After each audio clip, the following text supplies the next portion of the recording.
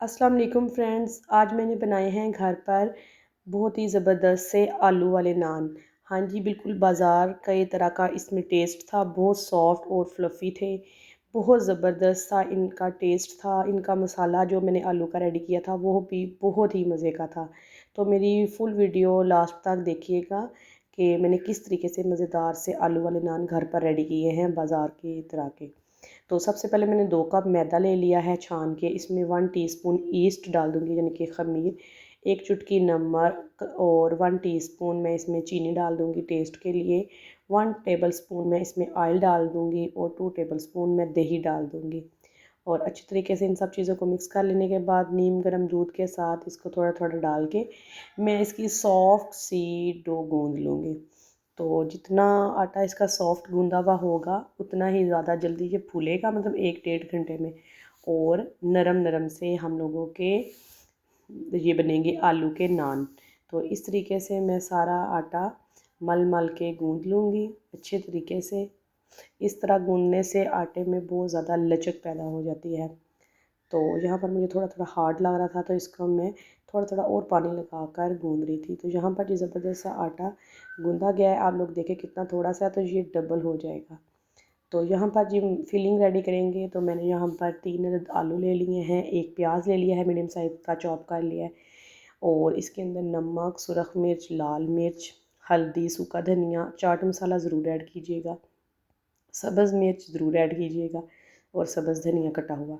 अच्छी तरीके से इन सब चीज़ों को हाथ से पीस लेना है। हाथ से पीसने से ये होगा कि ये थोड़ा-थोड़ा मोटा पीसा जाएगा और ये आलू के नान में बहुत मज़ेदार सा इसका टेस्ट आता है। तो आटा बहुत ज़बरदस्त सा हम लोगों का फूल चुका है, तकरीबन 2 घंटे मैंने रेस्ट दिया था।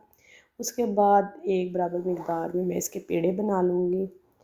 तो यहाँ पर मैंने 2 और 1 थोड़ा-सा छोटे साइज़ का पेड़ा बनाया था।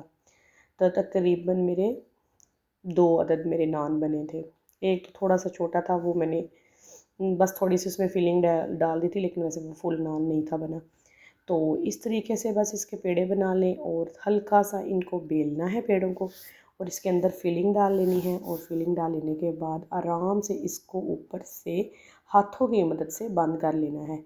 तो यहाँ पर मैं एक आप लोगों को टिप देती चलूँ, जब इस तरीके से आप लोगों ने इसको बंद करना है तो एकदम ऊपर बेलना नहीं करना, हाथ से ही दरमियान से आप लोगों को जहाँ-जहाँ से लग रहा है मोटा है वहाँ से आप लोगों ने हाथ से ही प्रेस करते जाना है और फिर लास्ट पर आप लोगों ने ऊपर हल्का-हल्का रोलिंग पिन से इसको रोटी इसकी बेल लेनी है। तो इस तरीके से इसके अलावा मैंने ओवन में ये रेडी करने थे, तो मैंने ओवन में बटर पेपर पहले थोड़ा-सा ऑयल डाल के लगा लिया था बटर पेपर ट्रे में ही। तो इस तरह मैं नान सारा बेल लूँगी अच्छे तरीके से और इसके ऊपर मैं छुरी की मदद से हल्के-हल्के निशान लगा लूँगी ताकि हम लोगों का नान अंदर से मज़ेदार सा रेडी हो। और इसके अलावा एक और टिप देती चलूँ आप लोगों को, हम लोगों का नान जो है वो हार्ड ना बने, सॉफ्ट सा बने।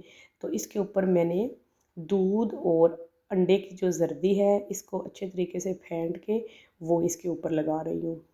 अंडे की ज़र्दी से कलर अच्छा आएगा और जो दूध है उससे नान सॉफ्ट बनेगा। इसके बाद सफ़ेद तिल लगा देंगे इसके ऊपर ताकि हम लोगों के नान देखने में खूबसूरत लगे। तो ये देखें जनाब, तकरीबन 10 मिनट के अंदर पहले मैंने दरमियान में रखा था ट्रे प्री हीट ओवन में और फिर उसके बाद ऊपर रख दिया कलर देने के लिए। तो ज़बरदस्त से हम लोगों के आलू वाले नान रेडी है। उम्मीद है आप सबको मेरी आसान सी वीडियो पसंद आई होगी। तो मिलते हैं किसी नई वीडियो के साथ, तब तक के लिए अल्लाह हाफ़िज़।